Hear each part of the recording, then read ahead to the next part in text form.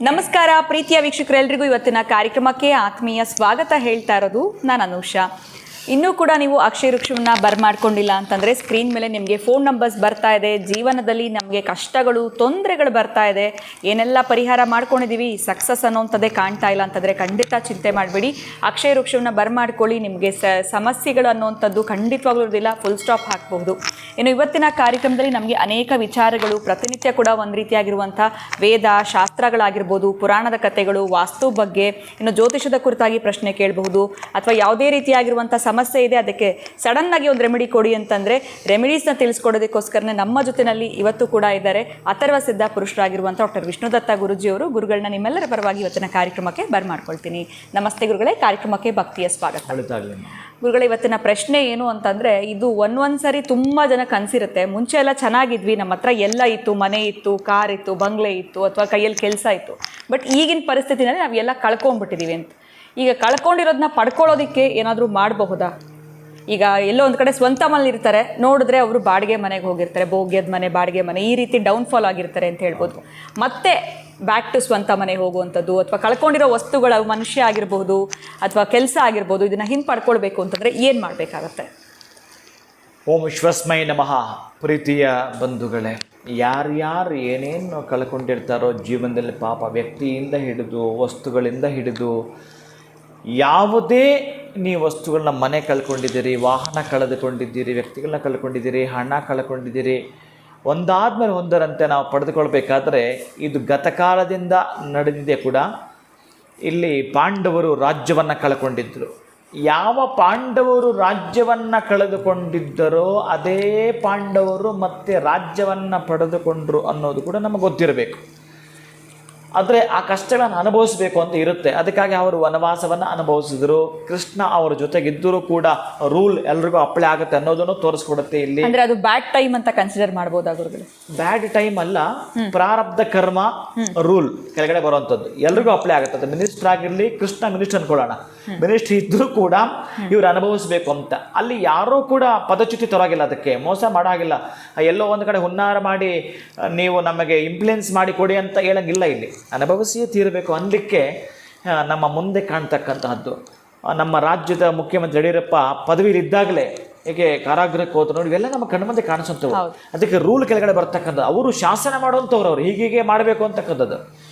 ಹೇಗೆ ಆ ಮಂತ್ರಿಮಂಡಲ ರಚನೆ ಮಾಡ್ತಕ್ಕಂಥವ್ರು, ಒಬ್ಬ CM ಆ ಸಂದರ್ಭದಲ್ಲಿ ಏನೋ ಒಂದು ಅವಘಡ ಸಂಭವಿಸಿ, ಏನೋ ಒಂದು ತಪ್ಪು ನಡೆದು ಅದನ್ನು ಅನುಭವಿಸಿ ಆಚೆ ಬಂದರು, ಅದು ಬೇರೆ. ಹಾಗೆಯೇ ನಾವು ಏನೇನು ಕಳ್ಕೊಳ್ಬೇಕು ಅಂತಿತ್ತೋ ಅದು ಮೊದಲೇ ಇರುತ್ತೆ, ಏನೇನು ಪಡ್ಕೊಳ್ಬೇಕು ಅಂತಿರುತ್ತೋ ಅದು ಮೊದಲೇ ಅಪ್ಡೇಟ್ ಆಗಿರುತ್ತೆ. ಅದು ಯಾವ ಸಂದರ್ಭದಲ್ಲಿ ಎಷ್ಟು ವರ್ಷಗಳ ಪಾಪ ನಮ್ಗೆ ಗೊತ್ತಿಲ್ಲಲ್ಲ ಒದ್ದಾಟ ಮಾಡ್ತೀವಿ.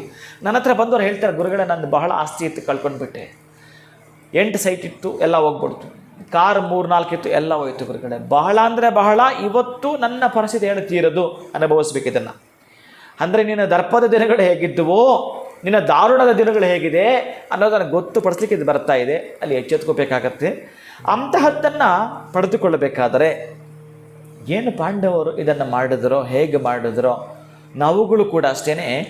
ಈ ತಿರುಪತಿಗೆ ನೀವು ಹೋಗಿ ಬಂದಿರ್ತೀರಿ, ನೆನ್ನೆ ಹೋಗಿ ಬಂದಿದ್ದೀರಪ್ಪ, ಮೊನ್ನೆ ಹೋಗಿ ಬಂದಿದ್ದೀರಪ್ಪ, ಇವತ್ತು ಯಾರೋ ನಿಮ್ಮನ್ನು ಕರೆದ್ರು, ಇಲ್ಲಪ್ಪ ನಾನು ಮೊನ್ನೆ ಅಷ್ಟು ಹೋಗಿ ಬಂದಿದ್ದೀನಿ, ನಾನು ಬರಲ್ಲ. ದಯವಿಟ್ಟು ಈ ಪದವನ್ನು ಬಳಸಬೇಡಿ, ನಿಮಗೆ ಇಂಡಿಕೇಶನ್ ಇದು. ಅದಕ್ಕೆ ಕೆಲವೊಂದು ಪ್ರಶ್ನೆಗಳು ಬಂದಾಗ ನನಗೆ ಇದು ನೆನಪು ಬಂದು ನಿಮಗೆ ತಿಳಿಸ್ತಾ ಬರ್ತೀನಿ.